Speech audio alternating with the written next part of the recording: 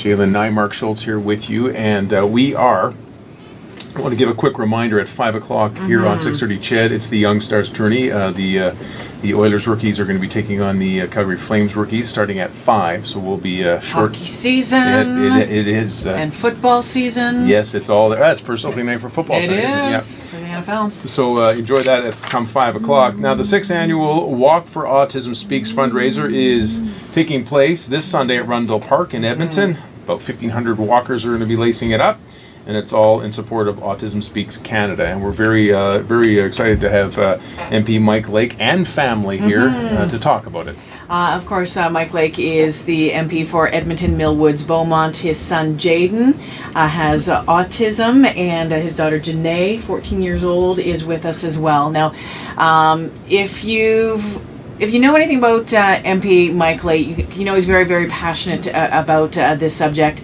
And just to give you an idea of just how passionate, I want to play a little something for you. And this was MP Lake speaking in the legislature on World Autism Awareness Day in 2013. So just in April it was. Do you think that you were going to become an ambassador?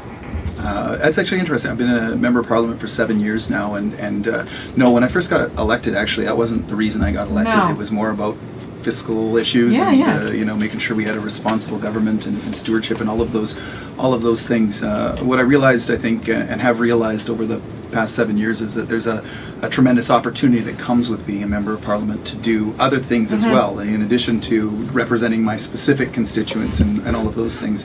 There's a platform we have that gives us that opportunity to share something that's important like this in I hope a meaningful way to people, and we don't want to waste that opportunity.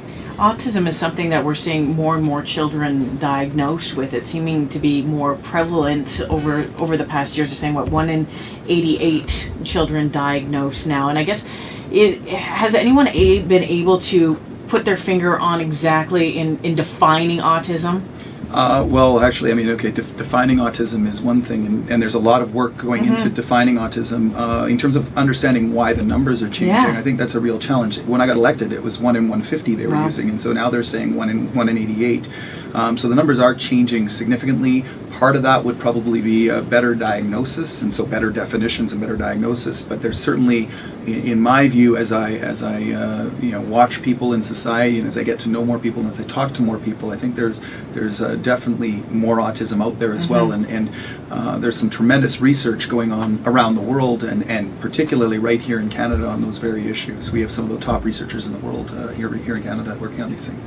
Take us back a bit to when Jaden's condition hit you guys. Okay, and talk about how you figured it out, and then what you did, or how you started your path. Well, it's interesting.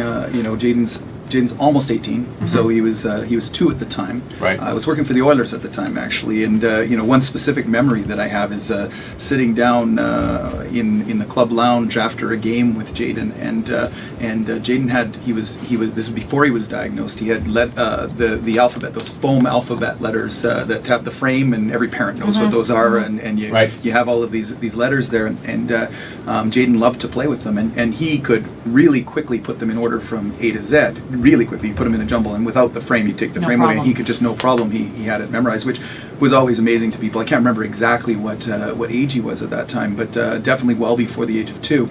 But one of our friends decided, just fascinated by how fast Jaden was, decided to put the Z down first, and then see what would happen. And Jaden proceeded to put the letters in reverse order as quickly as you and I would put them in forward order, and had never really done that before, seen it before. So it was a pretty amazing experience, and yet at the time there were a lot of challenges we were noticing.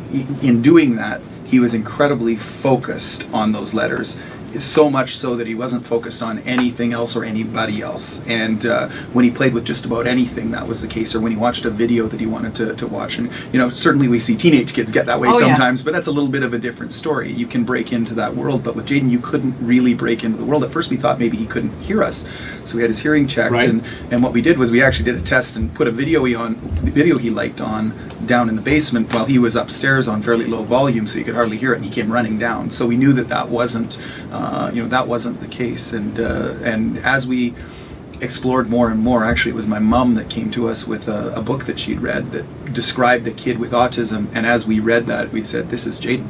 This is Jaden that's being described here. And so what at that point was the reaction?